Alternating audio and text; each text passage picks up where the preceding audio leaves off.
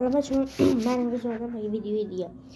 بچه خیلی ساله که بحث بین جدال بین طرفدار مسی، رالیایی که طرفدار رونالدو هم و بارسایی که طرفدار مسی هم زیاده. حالا بچه من میخوام بیای مشخص بکنم. بچه هر کی طرفدار رئال و رونالدوه این ویدیو رو لایک بکنه و یک قلب سفید و نارنجی توی کامنت ها بذاره و هر کی طرفدار مسی و بارسلونا